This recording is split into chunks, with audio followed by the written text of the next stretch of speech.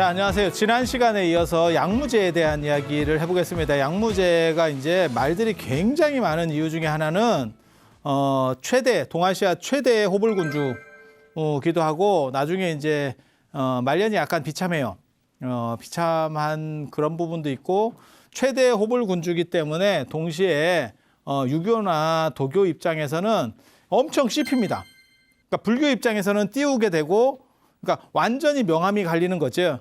한쪽에서는 이 양반이야말로 어떤 이상적인 분이에요 라고 얘기를 하는 거고 한쪽에서는 그렇게 했어도 결국은 뒤끝이 안 좋았지 않느냐 이렇게 그리고 양무제 같은 군주를 제가 2명을 얘기했잖아요. 전에도 오나라의 송건 같은 사람이다. 자기가 창업군주 동시에 자기가 문을 닫고 나가. 이렇게 하는 사람이 중국에서 양무제하고 송건이라고 생각하시면 돼요. 그래서 굉장히 재밌고 우리나라랑 사실 양무제를 비교할 수 있는 사람은 제가 보기에는 선덕여왕 같은 사람이에요. 종교를 이용해서 정치를 하려고 했었던 선덕여왕이 대표적인 그런 사람이에요. 그래서 어느 정도 이상 이렇게 그 태평성대 때 만약에 저게 가능했으면 작동을 할 수만 있었으면 엄청난 성군으로 불릴 사람인데 애석하게도 전시체제에서는 덕을 베푸는 사람이 뒤통수 까는 사람을 못 이깁니다. 그러니까 정치나 이런 거는 윤리적인 거하고 또 달라요. 특히 전쟁은 더 심합니다. 전쟁 더 심합니다. 그래서 윤리 도덕 따지고 특히 공부한 사람들은 그게 있어요. 어떤 원칙을 따지려고 해요. 어떤 원칙에 맞추려는 그런 모습을 잘 보이거든요. 그거는 현실은 원칙이 아니에요. 그래서 이상적인 거하고 현실적인 거는 또 다릅니다. 그래서 양무제 같은 경우가 어떻게 보면 그런 오류를 범하는 거예요. 현실과 이상에 대한 그런 문제들. 그래서 양무제 지난 시간에 4번이나 사신 절에 어떻게 보면 노비같이 들어갔다. 이렇게 가는 거는 원래는 스리랑카 문화에 있어요. 스리랑카 불교 문화에 왕들이 절에 자신의 몸을 이렇게 희사하고 그리고 다시 이렇게 돈 주고 사오고 뭐 이런 식의 문화들이 있어요. 그러니까 내가 할 수 있는 최대한의 공양을 하겠다. 이해가 됩니까? 그래서 그냥 돈을 내고 이런 것들은 다 내 몸 밖에 있는 거고 내 몸 자체까지도 공양할 수 있는 최고의 모습을 보이겠다. 실제로 그 우리나라 그 달에도 그게 있잖아요. 달에 새겨진 토끼. 부처님의 547생의 본생담 중에 토끼 이야기 압니까? 그런 얘기를 해줘야 되나 말아야 되나 내가 참 모르겠다. 이게 시간이 거기까지 갈지 모르겠어요. 달에 토끼가 있다는 설정이 있고 달에 두꺼비가 있다는 설정이 있어요. 두꺼비와 토끼 두 가지가 있습니다. 달에 두꺼비 있다 들어보셨어요? 옥섬, 섬여 이런 거 못 들어보셨어요? 달에 두꺼비 있는 거 몰라? 토끼만 알아? 이게 굉장히 중요한 게 토끼가 불교 거고요. 불교 거고 두꺼비가 토끼 이전이에요. 그러니까 불교 이전에 더 오래된 원형입니다.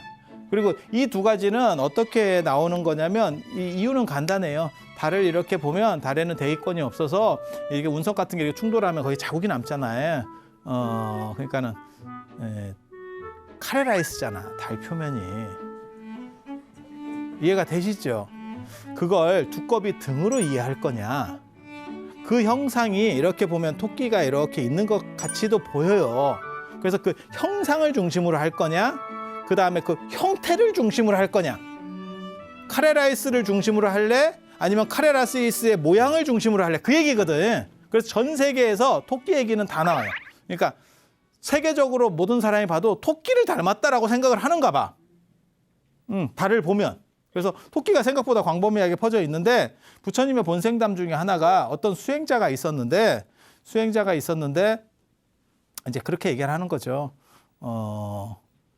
그 수행자 주변에 이제 인도의 불교 이전 얘기예요. 그렇게 그 수행자가 수행을 열심히 하니까 동물들이 저 수행자에게 우리도 뭐 공양을 하자. 그래서 토끼, 뭐 수달, 원숭이 뭐 이렇게 해가지고 서로 공양물을 이렇게 주는데 원숭이는 자기가 이제 나무 같은 데 올라갈 수 있으니까 과일을 따다가 주고 수달은 물고기를 뭐 이렇게 잡아다 주고 몰라 뭐 이렇게 뭐 조개를 잡아다 줬는지 뭘 줬는지 돌멩이를 갖다 줬는지 모르겠어. 아무튼 뭐 줬어.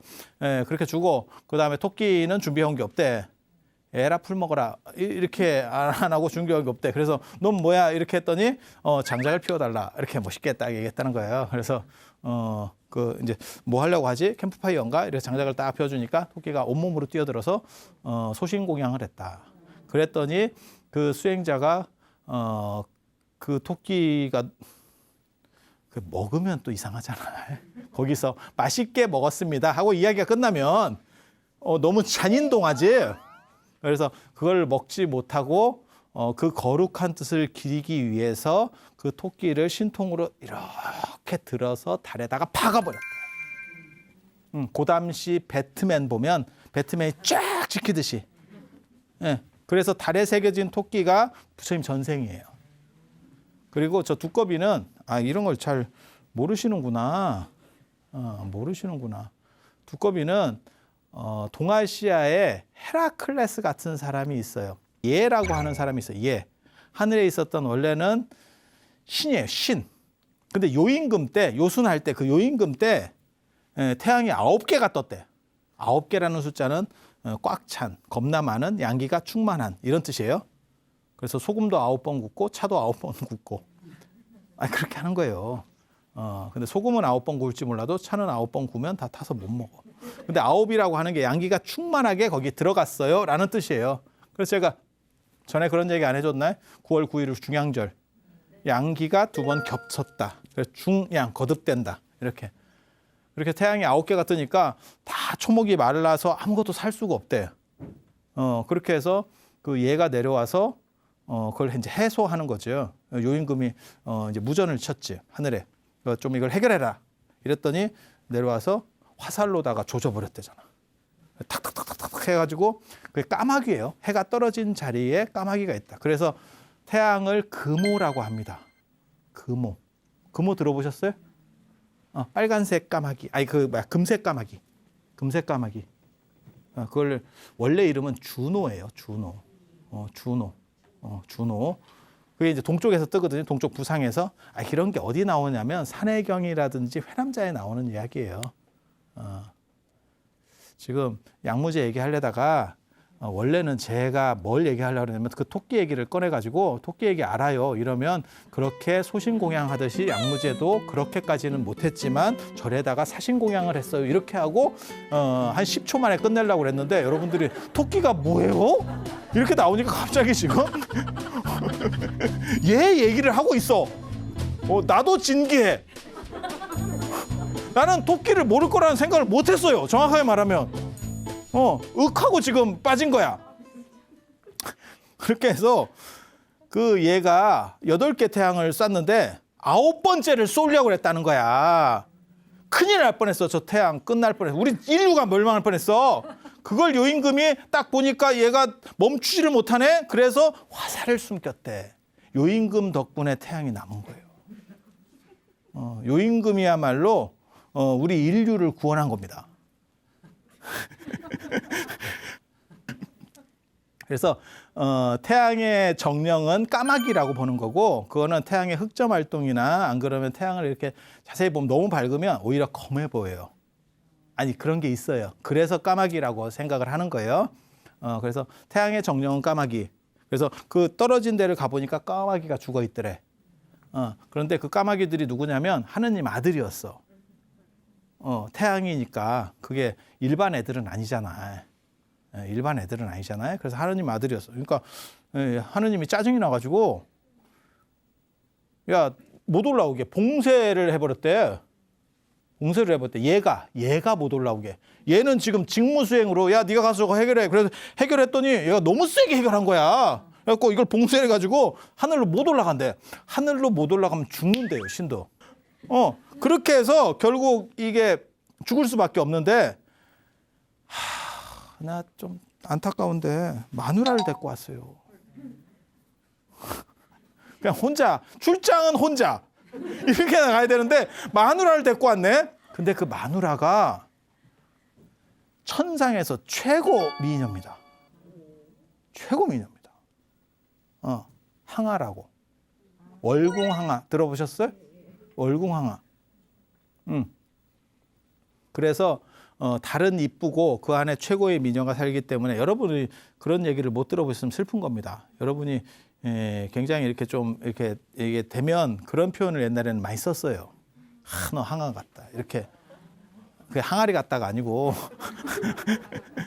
그래서 중국에도 그 표현이 있어요. 4대 미녀에 대한 이야기 보면 수하패월. 달이 부끄러워 숨는다. 그 미모에 쪼리 가지고 황하가 물러난다. 이런 뜻이에요.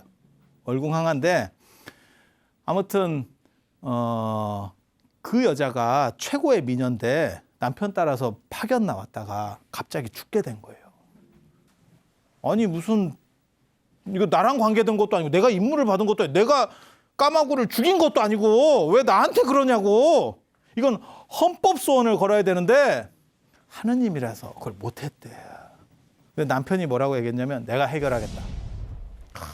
화살 잘 쏘니까 영웅이니까. 그래가지고 불사약이 있는 데를 안 돼. 또 불사약 얘가 또 나오네. 이놈의 불사약. 그게 서쪽에 곤륜산이 있는데 중국 서쪽에 진짜 곤륜 산맥이 있는데 그 산 아니고 그냥 상상의 중국 사람들이 생각하는 우주산이에요. 우리나라로 말하면 단군이 내려왔다는 태백산 신단수의 그 태백산. 인도로 얘기하면 수미산, 수메르산 같은 그런, 그다음에 히라브로 얘기하면 올림푸스산 같은 그런 산이에요. 우리나라도 태백산 신단수로 단군이 내려왔다고 하는데 나중에 그 이름을 붙여서 태백산맥이 붙는 거고, 히랍에도 올림푸스 산이 진짜로 있습니다. 그러니까 신화 속에 있는 산이 있고 그걸 갖다 붙이는 경우들이 이렇게 있어요. 그러니까 이게 꼭 그 산이 그 산이야 이렇게 생각하면 안 돼요. 그래서 그 산 속에 누가 있냐면 서왕모라고 하는 선녀 오야붕이 있어요. 선녀 오야붕.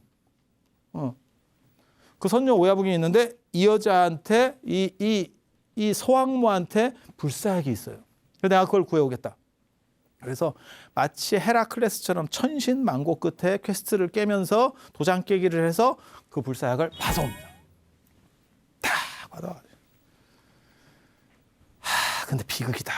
그걸 받아서 마누라한테까지 왔는데 결정적인 문제가 있어. 1인분이야. 2인분 가와야지. 야, 1인분. 그건 뭐 기다린 건 뭐야? 그런데 더 극적인 게 나와. 너무 힘이 들어서 마누라 허벅지를 베고 찬대. 1인분의 불사약을 갖고 있는데 마누라 허벅지를 베고 자고 있어 남편이. 자, 여러분은 어떻게 이 상황에서 어떻게 하겠습니까? 완샷 한다? 남편이 깰 때까지 기다려서 남편이 먹고 자기 남편은 안 죽고 자기는 간다. 어떻게 하겠어요? 응? 아니 어떻게 하겠어요? 여러분들은 다 남편에게 드렸을 거예요. 그렇죠? 제가 다 알아. 다 알아. 다 아는데 항아는 좀 산지가 오래됐는가 봐. 여러분 지금 신혼이잖아. 그러니까 나 이제 그 얼마나 지극해. 그런데 항아는 조금 되는 생각을 해보니까 이때 마셔야겠다. 이때 완샷이다. 그래서 남편이 잘 때 먹었대. 완샷을 하고 났는데 거기까지는 좋았는데 무서운 거야. 이게 불사약을 먹으면 또 설정이 이게 재밌어요. 그냥 안 죽는 게 아니고 그냥은 안 죽는데 두드려 맞으면 죽는데. 그래서 남편이 깨서 활로 쏘면 죽어. 야 이거 먹긴 먹었는데 뒤에 이게 일어나면 이게 먹은 것도 효과도 없겠는데? 지금 약발도 채 안 돌았는데 이거 죽게 생겼는데? 자 어떻게 할 거야? 이거 늙어 죽는 것보다 더 빨리 죽잖아. 도망가야지 깨기 전에. 똑같은 생각을 한 거예요. 전생 황하였나 봐. 그렇게 해서 남편이 못 쫓아갈 대로 도망을 가야겠다. 라고 한 게 달이에요. 월궁이에요. 월궁. 날아가니까 남편이 딱 깼는데 이게 개고생했는데 개털 됐네. 이해되시죠? 그리고 마누라에 대한 엄청난 분노가 이게 막 그렇게 또 이게 또 막 짜증이 나더래. 나는 너를 믿고 1인분이라고 말해주고 허벅지 베고 잤는데 마시고 잤어야 됐는데 내가 왜 아마 얘는 주려고 했을 거고 황하는 저희 뭐 달에 어디 불사약 있으면 갖다 주려고 했겠지. 우리 그렇게 생각하자고. 그렇게 해서 얘가 활을 쏘려고 해도 활이 안 닿는 데까지 갔대. 활 시위를 땡겨도 이해가 되죠? 달이니까. 그래서 다 포기하고 이제 저주를 냅니다. 포기해서 끝난 게 아니고 저주를 해. 그래서 뭐라고 얘기하냐면 네가 그렇게 이쁘지만 네가 이 세상에서 가장 추한 두꺼비로 변신해라. 이렇게 저주를 합니다. 그래서 황하가 달에 딱 발을 디디는 순간 용모가 샥 바뀌면서 두꺼비가 된다. 그래서 태양 안에는 까마귀가 살고 그 다음에 달 안에는 두꺼비가 산다라고 하는 요게 이 두 가지, 그러니까 하나는 까마귀가 태양의 정령이고 두꺼비가 달의 정령이다라고 하는 두 가지 이야기가 이 예 스토리에서 다 나와요. 이 두꺼비가 달과 연결되어 있고 항아랑 연결되어 있었기 때문에 이쁘고 사랑스럽다는 개념 때문에 지금까지도 여러분들이 얼마 전까지 쓰던 표현이에요. 손자나 이런 애들을 떡두꺼비 같다. 이쁘다라는 표현으로 쓰는 거예요. 두꺼비는 혐오스럽다 표현이 아니고 이쁘다 표현이 있어요. 그리고 그게 참이슬까지. 참이슬 두꺼비 아시죠? 참이슬까지 나오는 거예요. 아이고 사신 얘기. 양무제 사신 얘기. 그거 하고 있는 거예요 지금. 하도 길게 너무 많이 오니까 여러분들이 지금 뭔 얘기 했는지 잘 모르겠지. 왜 여기를 달리고 있는지 모르지. 양무제가 사신을 하는 것도 마치 대승불교에서 그렇게 토끼가 자기 몸을 공양하듯이 그래서 모든 내가 할 수 있는 최선의 것을 부처님께 바친다라고 하는 거예요. 그래서 그 사신. 그리고 그거는 스리랑카에서부터 시작했다더라. 그리고 그게 신라나 이런 데서도 영향을 받아요. 영향을 받아. 그래서 그렇게 되는 거고 이게 이제 중요한 이야기인데 보살 황제, 보살 천자예요. 양무제 어떻게 보면 별명이죠. 보살 황제, 보살이에요. 그런데 뭐가 재밌냐면 북쪽 왕조에서는 전에 기억나세요? 북위의 태무제가 폐부를 단행하고 문성제가 복불, 그러니까 불교를 복원시키니까 사문통 다묘, 사문의 짱, 종교문화부 장관, 요즘으로 얘기하면 그 짱인 다묘라고 하는 스님이 5구를 만들었다. 운광석굴에 5개의 석굴을 만들었다. 그것도 다 부처님하고 비슷하게 만들었다. 그리고 그 전에 태무제 이전에 그 누구야? 태조 얘기 나올 때는 뭐가 나오냐면 사문통 법과가 황제는 지금 현재 존재하는 당금열애다. 황제야말로 지금 현재에 드러나 있는 부처님이다. 그러니까 우리는 부처님한테 예배한다. 그런 얘기 기억나세요? 제가 그 얘기를 했었습니다. 기억이 안 나면 그냥 슬픈 겁니다. 뭐 그냥 그렇다 치고 뭘 얘기하려고 하냐면 북쪽에서는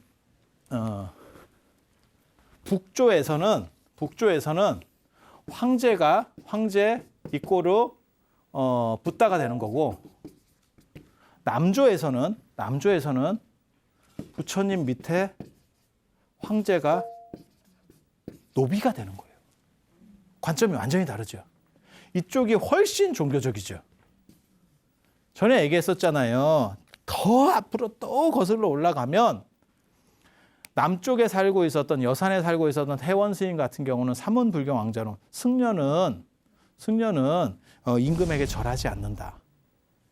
그러니까 종교의 우월성을 그게 강조하는 얘기거든요. 종교의 우월성, 그다음에 종교가 정치로부터의 독립성 이런 걸 강조하는 얘기인데 이야기 스토리가 똑같죠. 지금 왜 여기는 보살천자를 표방을 하고 있지만 양무제 같은 경우는 부처님을 따르는 어떻게 보면 신실한 신도라는 개념으로 존재하는 거예요.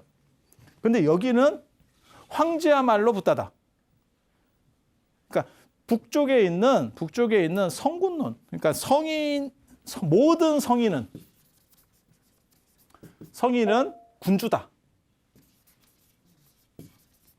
이 성군론의 관점에서 북쪽에서는 흘러가고 있고 남쪽에서는 개인주의, 지금 우리가 생각하는 종교의 개념, 그러니까 세속과 떨어져 있는 종교 개념으로서 흐른다는 걸 알 수 있죠. 그래서 남쪽의 문화하고 북쪽의 문화가 상당히 다르다라는 걸 알 수 있는 그런 걸 여러분들이 잘 캐치를 하셔야 돼요. 그게 나중에 선불교 이해할 때 굉장히 중요합니다.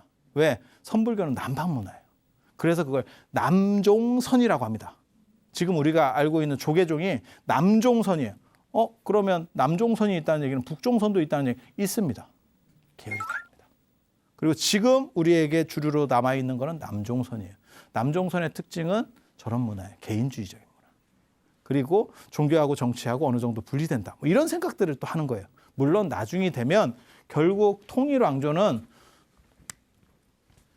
이렇게 통일하고 주류는 이쪽이에요. 그러니까 이쪽 문화는 비주류가 되면서 결국 이렇게 밀려가게 되는 거죠. 밀려가게 되는 거죠. 그래서 중국의 주류는 결국은 이렇게 가는데 실제로는 이런 세력도 상당히 있었다더라. 그리고 저런 남조 문화가 예술, 그 다음에 수양 이런 것과 관련이 돼서 흘러가는 부분들이 있어요. 그래서 뭐 문인화라든지 시라고 하든지 그런 것들 를 어떻게 이렇게 좋아하는 것들은 남조 문화. 북쪽은 약간 군대 같은 문화. 그러니까 지금 생각해 봤을 때 지금 여러분들 자녀분들 같은 경우는 저 남조 문화가 맞아요. 그리고 여러분들 위의 세대들 같은 경우는 저 북조 문화입니다. 시키면 시키는 대로 하고 뭐 이런 식으로. 그러니까 평생 제사를 지내도 왜 해야 되는지를 잘 몰라. 그냥 계속 하는 거야. 이게 북조 문화. 남조 문화가 들어오면 어떻게 되냐면 자꾸 물어봐. 이게 왜 그런가요? 이렇게 자꾸 합리성 뭐 이런 걸 자꾸 따져. 굳이 그렇게 할 필요가 있을까요, 어머님?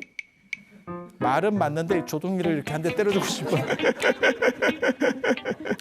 말은 100% 맞습니다. 당신 유인 이렇게 하지만 뭔가 이렇게 찜찜한 이게 이런 흐름이 존재한다고 생각하시면 돼요. 그리고 그거는 지금 현재 우리가 겪고 있는 거는 서구적 흐름과 그 다음에 동양적 흐름. 그런데 중국은 나라가 크니까 강남 문화하고 강북 스타일이 달랐다는 거. 그런 정도 생각을 하시면 되고 결국 양무제가 뭘 해냈냐면요. 자비도랑 참법 10권짜리 그거 하잖아요. 그런 거 절에서 하시는 분들 많이 있거든요. 그 양무제가 한 거예요. 그래서 참회도 하고 그리고 양무제는 대품반야경, 열반경, 정명경은 저 유마경이거든요. 거기 주석도 하고 자기가 법문도 하고 이렇게 합니다. 그래서 진짜 보살천자라는 거를 몸으로 보여주죠. 그러니까 행실도 예불 안 빠진다는 것도 쉬운 일이 아니에요. 황제가 예불을 안 빠진다.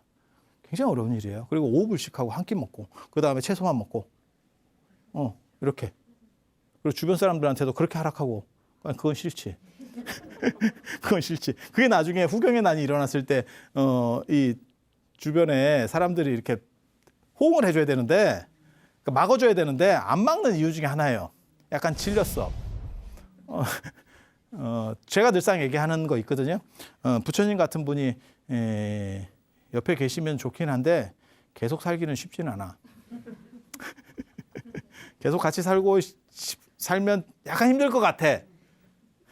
뭔 얘기인지 아시겠죠? 느낌 알죠? 다 그럴 것 같아. 예. 그런 거예요, 그런 거. 그래서 양무제는 진짜 본받을 점이 많은 사람이에요. 그래서 자비도랑 참법, 그 다음에 요 최근에 이제 유행하는 것 중에 하나 수륙제. 수륙제도 양무제가 하는 거예요. 양무제가 틀을 만드는 겁니다. 그래서 참회하고 죽은 사람들 다 천도시켜주고 그 당시에는 전쟁 사항들이 많았기 때문에 특히 강남과 강북이 전쟁할 때는 요 강을 끼고 전쟁을 하거든요. 그러면 물에서 많이 죽죠. 수륙제라는 게 뭐냐면 천지명양 수륙제거든요. 하늘과 땅, 죽었거나 살았거나 물이거나 묻히거나 땅이거나 그 모든 영혼들을 다 천도해 준다. 중국에는 동중서의 천인가문설부터 시작해서 뭐가 있냐면 죽은 영혼들이 원기가 돼서 많이 이렇게 쌓여 있으면 기후도 불안정하고 민심이 흉흉해지고 나라가 잘 안 된대. 그래서 그런 걸 천도시켜줘야 되는데 요즘도 그런 식으로 얘기하는 사람들이 주변에 있어요. 그래서 뭐가 잘 안 된다 그러면 뭐 조상을 천도시켜줘야 된다. 비슷한 논리 구조입니다. 근데 그걸 만들어낸 사람은 전한 무제 때 동중서라고 하는 사람이에요. 동중서. 그래서 그 유교에서 나온 얘기입니다. 그리고 왜 죽었는데 원기가 있다 그래서 기운이 뭉치느냐? 그거는 전에 제가 영혼 얘기할 때도 했는데 인도식 룰은 49일이 지나면 가기 때문에 별일이 없는데 중국은 그냥 여기서 같이 있어야 돼요. 제사밥 먹으면서 같이 있어야 돼요. 그렇다 보니까 그 원기가 있으면 그 깝깝함이 되거든. 예를 들면 자 생각을 해봐. 기운이 확 풀려. 기운이 확 풀려서 화창해. 이러면 고기압 같은 거야. 기운이 딱 이렇게 풀려지는 거고 여러분 요즘도 그런 얘기를 하는 경우가 있어요. 그러니까 뭐가 있냐면 수능 시험이나 이런 거 볼 때 날씨 추워진다. 수능 한파. 그게 애들이 쪼리 가지고 기운이 뭉친대. 팍 퍼지지 못하고 기운이 뭉친대. 사람이 쪼리니까. 그래서 그리고 이 아들이 소명태자 들어보셨어요? 소명태자라는 사람이 문선이라고 하는 거는 동문선처럼 동문선은 우리나라와 관련돼서 문장 좋은 것들을 쭉 수록해놓은 게 동문선이에요. 그래서 저 소명문선이라고 하는 건 뭐냐면 남조와 관련된 이러한 좋은 글들을 쭉 모아서 이제 태자니까 쉽게 말해서 경제적인 게 대단하니까 학자들을 이끌고 쫙 그런 걸 편찬한 게 문선. 그리고 또 이제 유명한 게 금강경에 우리가 32장으로 이렇게 나눠져 있잖아요. 그죠? 그래서 이제 재지내고 이런 거 할 때 보면 다 읽는 경우도 있지만 어떤 때는 16까지 읽고 뒤에 후반부는 다음 주에 읽겠습니다. 이런 경우도 있고. 아니 그런 거 안 해요? 일주일 뒤에 뵙겠습니다. 뭐 이렇게 옛날에 신구 그 사랑과 전쟁에서 하듯이 그 뒷부분은 거기서부터 뭐 이렇게 하는 경우 있잖아요.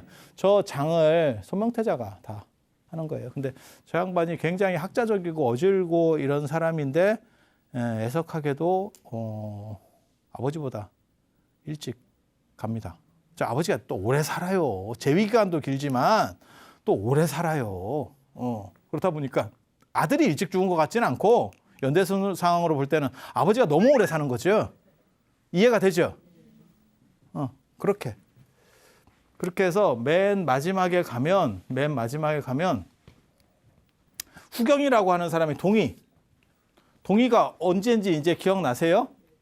북위가 있었고 북위가 동위 서위로 나뉘잖아요. 동위 서위로 나뉘고 그게 다시 북제 북주로다가 이렇게 바뀌는데 이 동위의 장군 중에 하나인 후경이 위에서 이제 조금 상태가 안 좋아서 밑으로 투항했대. 우리도 뭐 가능한 얘기잖아요. 북한에서 뭐 누가 이렇게 하고 예전에 사이렌 울리고 난리 났었지. 저 어렸을 때 미극이 날라온 사건이 있었지. 이용평인가? 이름도 기억하네 아직도. 이거 얼마나 그게 그 당시에 모든 가게에 식료품이 없었다. 서울에. 아니 그런 얘기가 있어요. 그런 얘기가 있어요. 그래서 그런 정도 상황인데 아무튼 뭐 군대를 데리고 내려왔대요. 그러니까 자기가 군단장인데 사단장, 뭐 군단장 뭐 이런 건데 딱 내려왔대. 근데 양무제가 이제 착각을 하는 게 뭐냐면 양무제는 철저하게 종교적인 걸로다가 통일하려고 접근을 하는 거예요. 덕으로 내가 잘해주면 다 된다. 그래서 천도시키고 참회하고 천도시키고 원혼이 없게 하고 그 다음에 불교를 널리 진흥시키면 어떤 일이 벌어지느냐? 나라가 다 잘 되기 때문에 결국 악심을 버리고 저놈들이 귀순하겠다. 그렇게 하면 힘 안 들이고 원래 전륜성왕도 그런 거거든요. 뭐 크게 전쟁 안 치르고도 결국은 다 이긴다. 그런 식으로 한참 달려가고 있을 때 후경이 군대를 가지고 이렇게 귀순하겠습니다 이러니까 진짜 다 됐나? 이런 생각을 하는 거예요. 이렇게 생각하면 안 돼. 옆에 측근들이 저건 위험합니다. 이렇게 얘기했는데도 그게 이제 이렇게 하나씩 붙는다고 생각을 했는가 봐. 그래서 그거를 어떻게 생각했냐면 지금 저 후경이 들어온 거를 잘 이용해서 북쪽을 치고 올라가면 되겠다. 이렇게 생각을 한 거예요. 우리도 한번 북쪽을 정벌해 보자. 이렇게. 그런데 후경은 생각이 좀 달랐지. 그래서 안에서 반란을 일으켜요. 근데 그 반란이 일어났음에도 불구하고 두 가지 이제 상황이 벌어지는데 하나는 양무제가 이거를 사실 판단을 잘 못해요. 진짜 이런 생각을 하는 거야. 내가 그 사람한테 충분히 잘해줬는데 위치도 주고 다 했는데 저놈이 그랬겠어? 이런 판단을 해요. 근데 이렇게 판단하면 안 돼. 이미 전쟁이 제가 지금 반란을 일으켜서 지금 옆에서 치고 들어오는데 나라가 다른 상황에서 전쟁이 나면 이게 대처할 수 있는데 시간이 상당히 있습니다. 왜냐하면 위에서 내려오니까. 근데 이미 우리나라 안에 어느 정도 있는 사람이 반란을 일으키면요. 금방 수도까지 오는 거예요. 전두환 대통령 생각하시면 돼. 이해가 됩니까? 전두환 대통령 신속하지. 근데 거기서 리더가 어떻게 해야 되지? 설마 그랬겠어? 그놈이? 내가 지한테 얼마나 잘해줬는데 저놈이 내 발등에 뭐 하겠어? 했지. 저놈은 원래 배신하고 왔는데 한 번 했는데 또 못하겠어? 이렇게 해가지고 결국 1년 만에 후경의 난이 548년에 벌어져서 불과 1년 만에 함락이 돼요. 수도가 함락이 되고 그 다음에 후경이 결국 양무제를 만났다는 거예요. 만나니까 양무제가 밥은 먹고 다니냐? 이렇게 얘기했대. 그러니까 폐하 제가 밥 잘 먹고 다닙니다. 이렇게 이게 대사가 굉장히 재밌어요. 밥은 먹고 다니냐? 가족은 다 데리고 왔냐? 뭐 이런 걸 물어보더래. 갈참인데 지금 자기가 갈참인데 그런 걸 챙기는 거야. 보통은 이제 해피엔딩으로 끝나는 얘기 보면 그런 식으로 딱 물어보면 감동을 해가지고 제가 잘못했습니다 이래야 되는데 그건 영화에서 나오는 얘기고 역사는 그렇게 안 가. 그렇게 해서 양무제가 죽어요. 어떻게 보면 그러니까 종교적 판단으로 전체를 하려고 했었던 어떤 이상 세계가 현실에 존재할 거야라고 생각했었던 사람의 어떤 최후라고 보면 돼요. 그리고 이게 주목받는 이유 중에 하나는 선덕여왕이 그런 식으로 비슷해요. 선덕여왕이 불교를 한 게 아니고 선덕여왕에 보면 성조황고라는 호가 있어. 그러니까 무속에서도 최고의 여성 신녀야, 신녀. 선덕여왕이. 그리고 그렇게 하면서 약을 판 게 이제 세 가지가 있죠. 선덕왕 직이삼사라고 다 들어보셨을 거예요. 뭐 모란꽃엔 향기가 없다. 나중에 이제 한국 불교사 쪽 가면 제가 그 얘기에 또 깊은 내막을 얘기를 해줄 거야. 지금은 안 해. 개구리 우는 소리를 듣고 영면서 앞에서 개구리 우는 소리를 듣고 백제군을 격퇴시켰다. 이런 얘기 들어보셨죠? 내가 죽으면 도리천에 장사 지내라. 이렇게 이런 거. 그 양반도 종교적이었어. 너무 종교적이었어. 그런데 그 옆에 나라에는 백제 무왕, 주먹 쓰는 왕이 계속 공격을 해오니까. 그러니까 그걸로는 안 먹히는 거예요. 여기 비슷한 상황이에요. 그렇게 해서 저 후경이라는 사람이 양무제를 제끼고 한나라라고 하는 걸 잠깐 세웠는데 그 한나라가 이제 저기서 이제 또 중요한 게 양무제가 판단을 잘못한 것도 있고 그러니까 주변의 종친들이 안 도와준 문제도 있는 거예요. 그러니까 너무 빡시게 욕을 한 거야, 사람들을. 다 자기 친척들이 번왕이거든. 지금 내 동생 이런 사람들, 내 아들 했는데 얘네들이 안 오는 거요. 신라가 망할 때도 그래. 통일신라 망할 때도 보면 후백제 견훤이 쳐들어오면 군인들이 안 움직여요. 그래서 막바로 저 포석전까지 들어가 버린다고. 근데 그렇게 되는 이유가 뭐냐면 그때 성씨를 가진 사람이 김씨가 아니고 박씨가 왕이에요. 박씨가 왕이야. 갑자기 박씨가 왕이 돼. 계속 경주 김씨가 왕하다가 갑자기 박씨가 왕이 돼. 그러니까 경주 김씨 세력들이 견훤의 군대가 들어와도 이거를 안 막아주는 거예요. 이해가 됩니까? 그래서 양무제도 너무 이렇게 빡신 걸 원했는 것 같아요. 그래서 이 본왕들이 안 움직여. 본왕들이 안 움직여. 그래서 결국은 후경한테 이제 끝나게 되고 쟤는 한나라를 이제 만들게 되는데, 저런 또 승량이 같은 사람한테는 이제 양무제가 죽고 나니까 무슨 생각이 드냐면, 저런 놈 밑에는 못 있겠다. 이제 이렇게 되는 거야.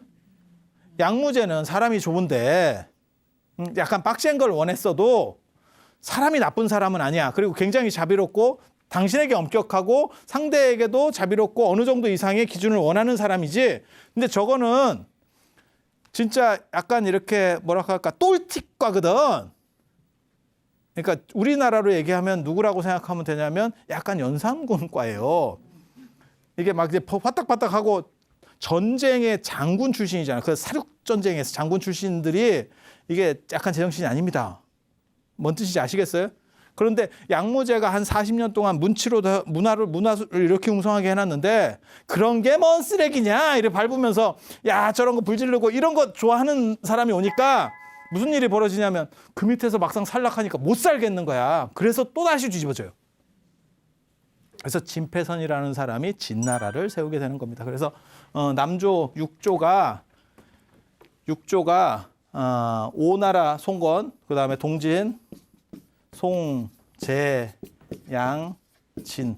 하지만 이 진나라도 얼마 못 가고 누구한테 끝나느냐? 수나라 문제, 양견이라는 사람한테 끝나게 되죠. 그래서 북쪽의 북조 왕조의 북주를 인수한 수 문제가 결국 남조가 저렇게 뒤집어져서 오락가락할 때 밀어가지고 결국 경기를 끝내고 수나라가 들어서게 됩니다. 그리고 지금 원래는 무슨 얘기를 해드리려고 했냐면 수양제와 달마 얘기를 해드리려고. 진기한 달마 얘기. 남쪽 달마. 여기 있잖아.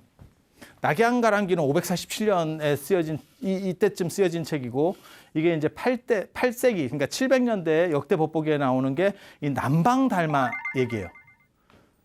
수양제와 만나는 달마 얘기는 실제로는 700년대에 처음 나오는 거예요. 기록상에 지금 남아 있는 거는. 그래서 저번에는 우리가 북방 달마 얘기, 파사국 페르시아 쪽 사람이라고 자기를 얘기하는 150살 이상 됐다는 달마. 좀비냐? 그런 달마 얘기가 하나 있고 이제 양무제와 대론하는 달마가 또 있어요. 남방 달마. 이 남방 달마 얘기 진짜 그게 달마 대사가 거기서 삐끗해가지고 숭산으로 삐져서 갔다는 그 달마. 오늘은 못 볼 것 같아요. 오늘은 못 볼 것 같아요. 그래서 그 달마 다음 주에 볼 수 있도록 제가 다음 주에 볼 수 있도록 그렇게 만들어 드리겠습니다. 자, 들어주셔서 감사합니다.